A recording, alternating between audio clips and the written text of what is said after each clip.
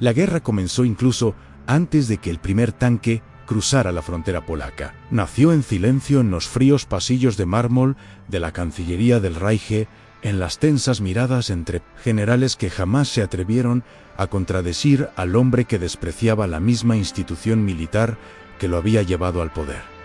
Adolf Hitler no confiaba en sus generales, y ellos, a su vez, nunca creyeron realmente en él. Esta fractura invisible, esta grieta en los cimientos del Tercer Reich, sería la herida que sangraría durante 6 años hasta consumir todo el edificio de acero y esvásticas que prometía durar 1000 años. Cuando las primeras divisiones Panzer avanzaron por las llanuras europeas en septiembre de 1939, el mundo presenció eficiencia, coordinación y la maquinaria bélica alemana funcionando como un reloj suizo bañado en aceite y pólvora. Pero tras las victorias fulminantes, tras la caída de Varsovia, París y los Balcanes, había algo que ninguna cámara de propaganda captó en el desprecio mutuo entre el alto mando y el líder absoluto. Hitler, el cabo austríaco de la Primera Guerra Mundial, ostentaba la arrogancia de quien había sobrevivido a las trincheras y la delirante convicción de que su intuición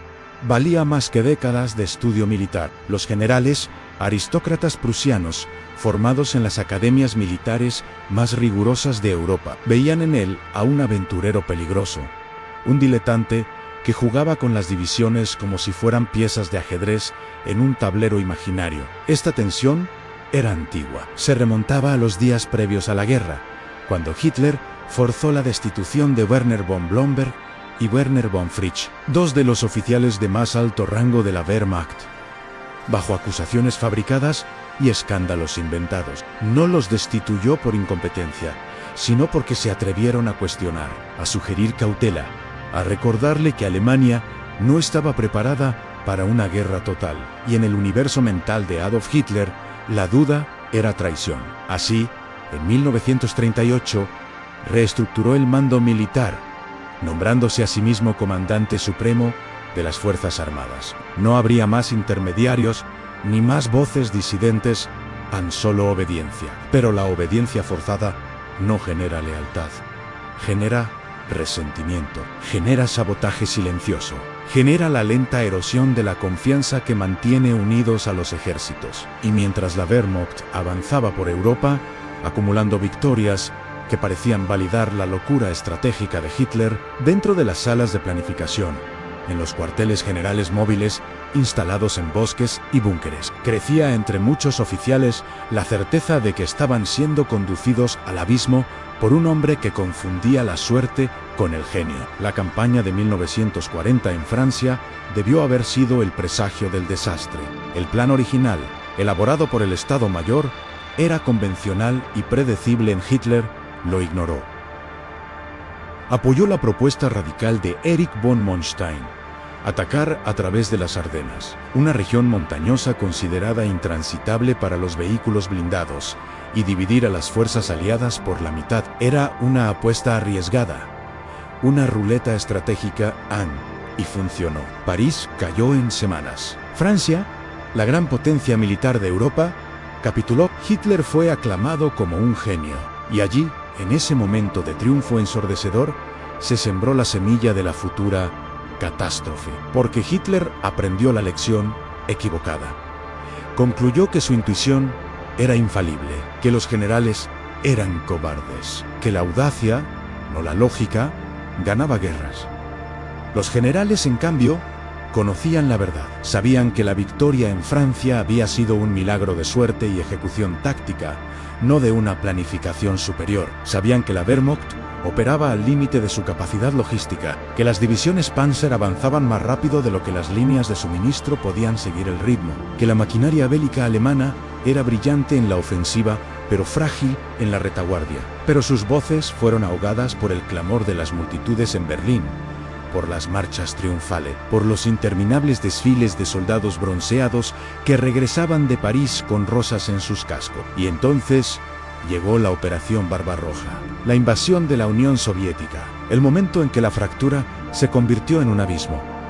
Hitler quería Moscú, quería Leningrado, quería los campos petrolíferos del Cáucaso, lo quería todo a la vez, porque en su mente Rusia era un coloso con pies de barro que se desmoronaría al primer golpe. Sus generales le suplicaban que se centrara en un solo objetivo.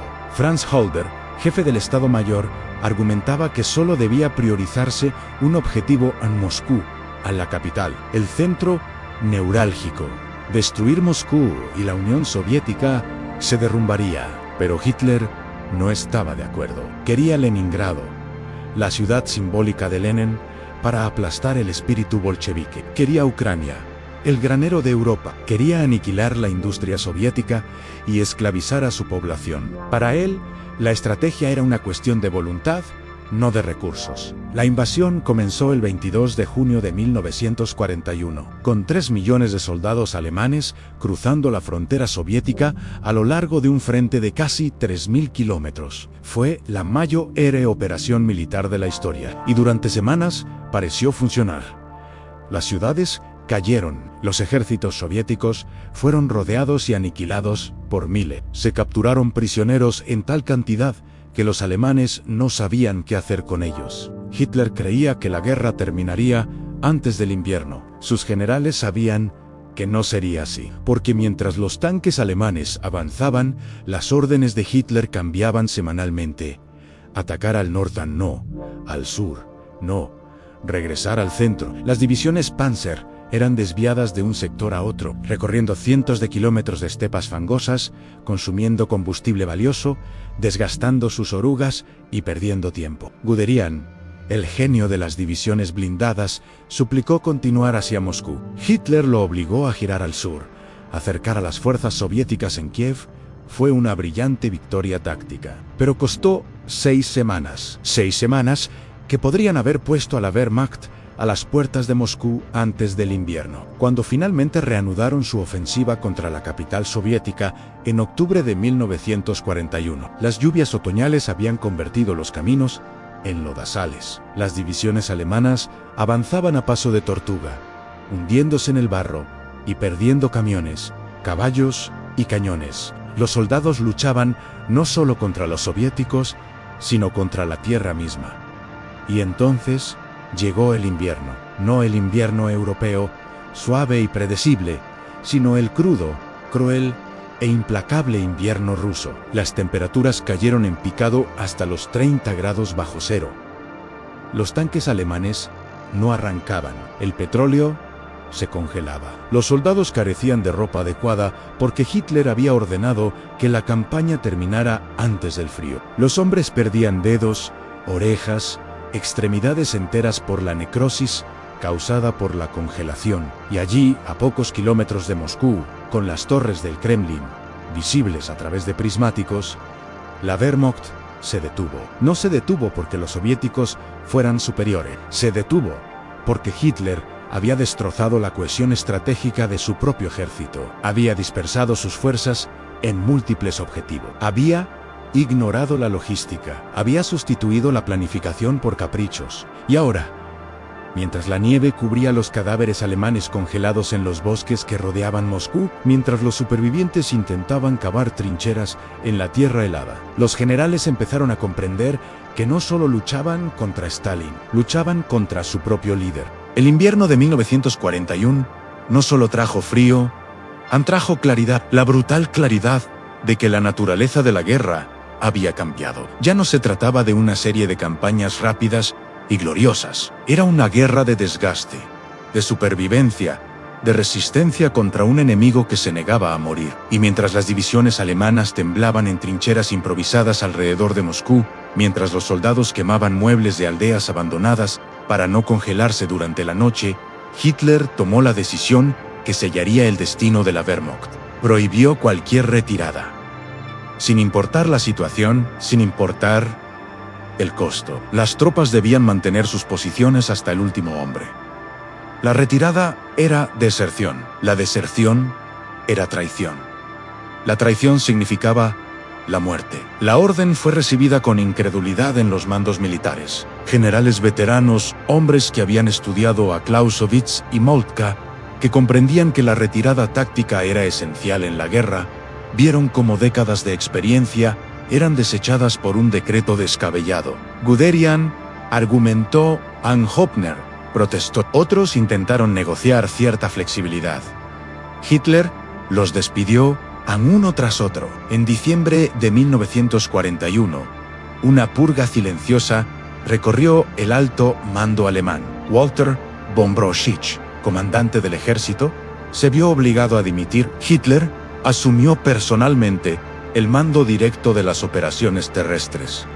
No habría más intermediarios, no habría más voces de la razón, solo la férrea voluntad de un hombre que confundía fanatismo con fuerza. Y, paradójicamente, la orden funcionó, no porque fuera estratégicamente correcta, sino porque la alternativa era el colapso total. Las tropas alemanas, sin preparación para el invierno y sin líneas de suministro adecuadas, se habrían desintegrado en una retirada caótica. La orden de mantener las posiciones, por absurda que fuera, al menos mantuvo la cohesión del frente, pero el precio fue monstruoso. Divisiones enteras fueron aniquiladas defendiendo aldeas sin valor estratégico. Regimientos fueron rodeados y destruidos porque no podían retirarse. Hombres murieron congelados en posiciones que podrían haberse abandonado sin consecuencia. Y cuando finalmente llegó la primavera, cuando la nieve se derritió y dejó al descubierto los campos cubiertos de cadáveres, la Wehrmacht había perdido algo que jamás recuperaría su capacidad de maniobra. La guerra se había estancado. Y en una guerra estancada, los números importan, la producción importa, los recursos importan. Y en eso, Alemania estaba perdida. Porque mientras Hitler creía que la fuerza de voluntad y el fanatismo podían superar las matemáticas, la Unión Soviética producía tanques, aviones y cañones en cantidades que hacían que las fábricas alemanas parecieran talleres artesanales. Por cada Panzer IV que salía de las líneas de montaje alemanas, 10 C-34S salían de las fábricas soviéticas más allá de los Urales. Por cada Messerschmitt que despegaba, se fabricaban 20 Yakovlev. La ecuación era simple bruto. Inevitable, pero Hitler no veía cifras, veía traición. Cuando las ofensivas alemanas empezaron a flaquear, cuando la resistencia soviética se intensificó, cuando las bajas alemanas crecieron exponencialmente, no culpó a la logística, no culpó a la superioridad numérica del enemigo, culpó a sus generales. Eran débiles, eran cobardes, eran saboteadores. Y así, con cada revés, con cada batalla perdida, la confianza entre el líder supremo y su mando militar se desintegró aún más. Las reuniones estratégicas se convirtieron en interrogatorio. Las sesiones informativas, en tribunales, los generales aprendieron a no expresar dudas, a no sugerir alternativas, a no cuestionar órdenes absurdas, porque cuestionar significaba ser tachado de derrotista. Y el derrotismo, en la Alemania nazi de 1942, era una sentencia de muerte. La ofensiva de verano de 1942 fue la culminación de esta locura institucionalizada. Hitler quería el petróleo del Cáucaso, quería Stalingrado, no por su valor estratégico, sino porque llevaba su nombre. Quería símbolos, quería humillación. Quería demostrar que su voluntad era superior a la realidad. Y así, volvió a dividir sus fuerzas. El grupo de ejército sur se dividió en dos. Uno debía atacar el Cáucaso. El otro, tomar Stalingrado. Dos objetivos colosales, separados por cientos de kilómetros de estepa desolada, sin líneas de suministro adecuadas, sin reservas suficientes, sin un plan coherente para después. Los generales sabían que era un suicidio, pero no se atrevieron a decirlo. Así que observaron en silencio cómo las divisiones alemanas se extendían por la vasta extensión rusa como mantequilla sobre una superficie infinita. Y al principio, como siempre, hubo victorias. La Wehrmacht avanzó cientos de kilómetros. Capturó ciudades, cruzó ríos, llegó a las orillas del Volga, pero cada victoria era más costosa que la anterior. Cada kilómetro ganado requería más hombres, más munición, más combustible del que Alemania carecía. Y entonces comenzó la batalla de Stalingrado. No una batalla en el sentido clásico, sino una carnicería, un infierno urbano donde cada edificio era una fortaleza, cada calle un campo de batalla, cada piso de cada edificio en ruinas un teatro de muerte. Los alemanes lucharon metro a metro habitación a habitación, escombro a escombro. Francotiradores soviéticos cazaban a los oficiales alemanes desde ventanas rotas. Granadas estallaban en oscuros pasillos. Bayonetas desgarraban la carne en combates cuerpo a cuerpo dentro de fábricas aún humeantes. La ciudad se convirtió en una pesadilla febril, un laberinto de acero retorcido y hormigón pulverizado donde los hombres perdieron la cordura antes de perder la vida. Hitler ordenó la toma de Stalingrado a cualquier precio, y el Sexto Ejército, al mando de Friedrich Paulus, obedeció. División tras división fue arrojada al infierno. Pero Stalingrado no cayó, y mientras los alemanes se consumían en la ciudad, mientras sus fuerzas permanecían atrapadas en aquel matadero urbano, los soviéticos planeaban en silencio, planeaban con paciencia.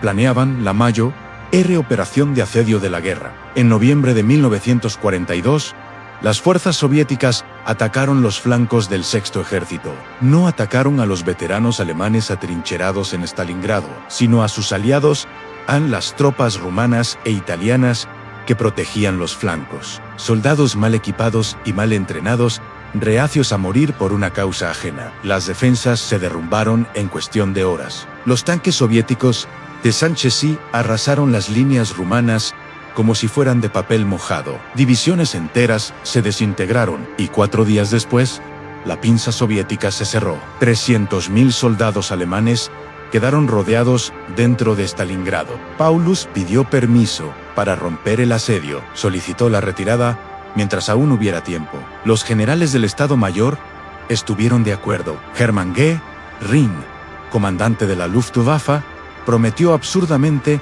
que podría abastecer al Sexto Ejército por vía aérea. Y Hitler, sentado en su cuartel general en Prusia Oriental, a miles de kilómetros del infierno helado de Stalingrado, ordenó que no hubiera retirada. El Sexto Ejército debía resistir, debía luchar hasta la última bala, debía convertir Stalingrado en una fortaleza, porque retirarse sería admitir un error. Y Adolf Hitler jamás admitía un error. Así murieron los hombres del Sexto Ejército. Murieron de hambre, porque el puente aéreo de Göring fue una quimera, y los aviones de transporte que lograron atravesar el fuego antiaéreo soviético traían munición, no comida. Murieron de frío, porque el invierno ruso regresó con su furia asesina, y no había combustible para calentar los búnkeres. Murieron a causa de las heridas, porque no había medicinas, ni morfina, ni anestesia para las amputaciones realizadas con sierras de carpintero en sótanos inmundos. Y murieron luchando, porque eran soldados y sabían que la desobediencia significaba la ejecución sumaria a manos de fanáticos oficiales de las SS que recorrían las ruinas buscando cualquier señal de debilidad. En enero de 1943, los últimos focos de resistencia alemana en Stalingrado se rindieron. Paulus, ascendido a mariscal de campo por Hitler con la esperanza de que se suicidara antes que rendirse, eligió vivir, eligió el cautiverio. 90.000 soldados alemanes, los esqueléticos supervivientes de una fuerza que alguna vez contó con 300.000, marcharon hacia los campos de prisioneros de guerra soviéticos. La mayoría jamás regresaría. Stalingrado no fue solo una derrota, fue una revelación. La revelación de que la Wehrmacht era letal, que el ejército que había conquistado Europa en meses podía ser aplastado, rodeado, aniquilado y, más importante aún, fue la revelación de que Adolf Hitler conducía a Alemania no a la victoria, sino al suicidio colectivo. Pero incluso ante el desastre, incluso con 300.000 hombres perdidos en las ruinas heladas del Volga, Hitler no aprendió, no se retiró, no reconsideró su estrategia. Solo culpó a otros, culpó a Paulus por rendirse, culpó a los rumanos por ser débiles, culpó al invierno, al destino, a la invisible traición de los generales que secretamente deseaban su caída. Nunca se culpó a sí mismo, porque en la delirante cosmología de Adolf Hitler, el líder nunca se equivocaba, el líder era infalible, y si la realidad contradecía su voluntad, era la realidad la que estaba equivocada. Los generales, sin embargo, conocían la verdad. Sabían que la guerra estaba perdida, no de inmediato, pero sí inevitablemente. Las matemáticas eran implacables. Alemania luchaba simultáneamente contra 3 imperios, la Unión Soviética en el este, con sus recursos inagotables y una población de 190 millones, Gran Bretaña en el oeste intocable en su isla y apoyada por el arsenal industrial de Estados Unidos. Y ahora, los propios Estados Unidos, cuya capacidad productiva superaba a la de toda Europa junta. No había forma de ganar, solo de prolongar el sufrimiento.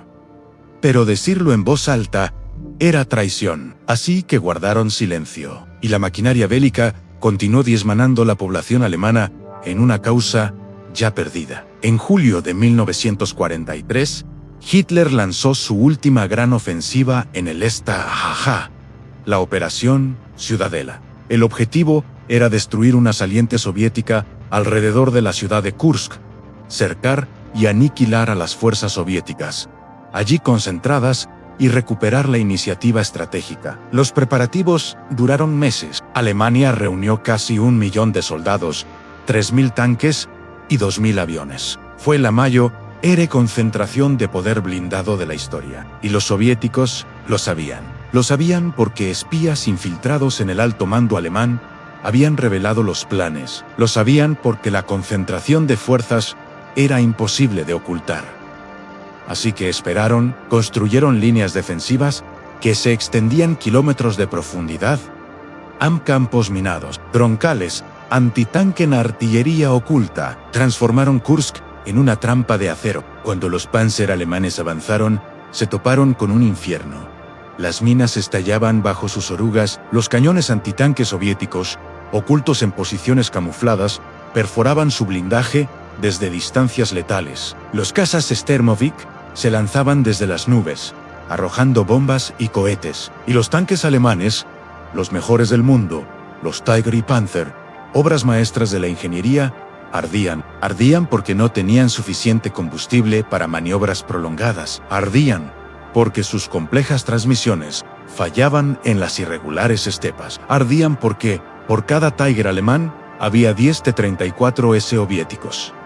Y al final, la cantidad se impuso a la calidad. La batalla de Kursk duró semanas. Al final, la Wehrmacht había perdido la mitad de sus fuerzas blindadas, miles de hombres, y no había ganado nada. Los soviéticos, por su parte, habían absorbido el golpe y ahora preparaban su contraataque. La iniciativa estratégica, que Alemania jamás recuperaría, se había perdido. Y Hitler, en lugar de reconocer la derrota, en lugar de ordenar una retirada estratégica hacia líneas defensivas más sólidas, insistió en una resistencia fanática. Cada metro de territorio soviético debía ser defendido. Cada ciudad debía transformarse en una fortaleza. No habría maniobras, no habría flexibilidad, solo sangre y acero. Hasta el final. Los generales comenzaron a conspirar. No todos, pero sí algunos. Hombres que aún creían que había una manera de salvar a Alemania, incluso si eso significaba derrocar a Hitler. Oficiales como Henning von Treschow, Klaus von Stauffenberg, Ludwig Beck, hombres de honor prusiano, criados en los valores del deber y el patriotismo, que observaban con horror en que se había convertido la guerra. Ya no luchaban por la defensa ni por la gloria. Luchaban por la conquista genocida, por el exterminio racial, por una ideología que transformaba a los soldados en verdugos. Y sabían que mientras Hitler viviera, la guerra continuaría hasta consumir a cada alemán, hombre, mujer y niño. Intentaron matarlo varias veces. En marzo de 1943, colocaron una bomba en su avión fracasó. En julio de 1944, Stauffenberg llevó una bomba oculta en un maletín a una reunión en la Wolfskanz, el cuartel general de Hitler en Prusia Oriental. La explosión destruyó la sala de conferencias. Mató a 4 oficiales, pero Hitler sobrevivió, protegido por la gruesa mesa de roble contra la que se apoyaba, y su venganza fue metódica y monstruosa. 5.000 personas fueron ejecutadas en las semanas siguientes. No solo los conspiradores, sino también sus familiares, amigos, cualquiera que tuviera la más mínima conexión. A los generales los ahorcaron con alambre de piano para prolongar la agonía. Otros fueron obligados a suicidarse. A Rommel, el héroe nacional, le dieron a elegir entre un juicio público o una muerte discreta por envenenamiento. Eligió el envenenamiento. El intento de asesinato no solo fracasó, sino que consolidó el control de Hitler sobre el ejército. Ahora podía usar la conspiración como prueba de traición. Podía purgar a cualquier oficial que osara cuestionar sus órdenes. Podía reemplazar a líderes militares experimentados con fanáticos nazis leales, hombres que no entendían de estrategia, pero obedecían sin dudar. Así, en los últimos meses de la guerra, la Wehrmacht no estaba comandada por generales, sino por ideólogos, y Alemania marchó hacia el abismo, no con eficiencia militar, sino con un fanatismo suicida. En el este, el Ejército Rojo avanzó a través de Polonia, Rumania y Hungría. Las divisiones alemanas fueron rodeadas y destruidas porque Hitler prohibió las retiradas. Las ciudades se transformaron en fortalezas y luego fueron arrasadas por la artillería soviética. Berlín comenzó a percibir el humo que se elevaba desde el horizonte oriental, y en el oeste, los aliados habían desembarcado en Normandía. La fortaleza Europa estaba siendo atacada desde todos los frentes. Y Hitler, en lugar de negociar, en lugar de buscar la paz, mientras aún quedaba algo de Alemania por salvar, lanzó su última y descabellada apuesta a la ofensiva de las Ardenas. En diciembre de 1944, en el mismo lugar donde la Wehrmacht había roto las líneas francesas en 1940, Hitler lanzó un ataque desesperado contra las fuerzas estadounidenses. Quería dividir a los aliados. Quería reconquistar Amberes. Quería repetir el milagro de 4 años antes. Pero ya no quedaban milagros. Las divisiones alemanas, compuestas por adolescentes y ancianos, equipadas con los últimos tanques y reservas de combustible de Alemania, avanzaron unos pocos kilómetros antes de ser aplastadas por la superioridad aérea y numérica aliada. Fue el último suspiro de la Wehrmacht, y tras su fracaso no quedó nada, ni reservas ni combustible, ni esperanza. En abril de 1945, los soviéticos entraron en Berlín, la ciudad que Hitler había jurado convertir en la capital eterna de su imperio milenario. Estaba en ruinas. Los edificios se derrumbaban bajo el fuego de artillería. Adolescentes con uniformes demasiado grandes empuñaban Panzerfaust con manos temblorosas, intentando detener los tanques T-34 que avanzaban por las avenidas destruidas. Ancianos de la Volksstern, la milicia popular, armados con fusiles de la Primera Guerra Mundial, morían defendiendo manzanas de la ciudad inservibles. Y en los búnkeres bajo la Cancillería del Reich, Hitler, rodeado de sus últimos leales, culpaba a los demás. Culpaba a los generales por traicionarlo, culpaba al pueblo alemán por ser débil, culpaba al destino por conspirar contra él. Pero jamás, ni una sola vez, admitió que él era el responsable de la destrucción de Alemania. El 30 de abril, con los soviéticos a pocos metros de su búnker, Adolf Hitler se puso una pistola en la boca y apretó el gatillo. Su cuerpo fue incinerado en una zanja poco profunda, en el jardín de la Cancillería, rociado con gasolina robada de los últimos vehículos militares. No hubo funeral. No hubo ceremonia. Solo cenizas mezcladas con los escombros de Berlín. Y 7 días después, Alemania se rindió incondicionalmente. La guerra en Europa había terminado. 60 millones de personas habían muerto. Ciudades enteras habían desaparecido del mapa. Las naciones se habían rediseñado y la Wehrmacht, el ejército que una vez marchó invencible por Europa, estaba destruida. No porque hubiera sido derrotada en el campo de batalla, sino porque había sido saboteada desde dentro. Saboteada por un líder que despreciaba a sus propios comandantes. Saboteada por órdenes insensatas que convirtieron victorias en desastres. Saboteada por un hombre que confundía voluntad con estrategia, fanatismo con liderazgo y destrucción con gloria. Alemania perdió la guerra en el seno de su propio ejército. Perdió porque el cabo austríaco jamás confió en los generales prusianos. Perdió porque la ideología sustituyó a la razón. Perdió porque el culto a la personalidad destruyó la cadena de mando. Y al final, cuando se disipó el humo y el silencio se apoderó de las ruinas, lo que quedó fue la lección más antigua y olvidada de la historia, que las guerras no se ganan con voluntad ni propaganda. Se ganan con coordinación, confianza y respeto entre quienes mandan y quienes ejecutan. Y cuando esa confianza se rompe, cuando los líderes desprecian a sus propios oficiales, cuando las órdenes insensatas reemplazan la planificación sensata, el colapso es inevitable. No importa cuán poderoso parezca el ejército, no importa cuántas victorias iniciales acumule, la fractura interna siempre prevalece. Han siempre consume, siempre destruye. Y Alemania aprendió esta verdad de la forma más sangrienta posible. Aprendió que se puede conquistar el mundo por la fuerza, pero no se puede mantener dividido contra sí mismo. Si has llegado hasta aquí, es porque comprendes que la historia no se compone solo de fechas y nombres. Se compone de decisiones, de fracturas invisibles, de hombres contra hombres, incluso cuando visten el mismo uniforme. Y si este recorrido por los oscuros entresijos de la Segunda Guerra Mundial te conmovió, si te permitió ver la guerra desde una perspectiva que ningún libro de texto muestra, entonces deja tu huella. Dale al botón de me gusta, no solo porque ayuda al canal, sino porque es tu voto de que historias como esta merecen ser contadas, que la verdad, por muy oscura que sea, merece ser escuchada. Desplázate hacia abajo para leer los comentarios y compartir qué momento de este episodio te impactó más. ¿Fue la ruptura entre Hitler y sus generales? ¿Fue Stalingrado? ¿Fue el final en el búnker?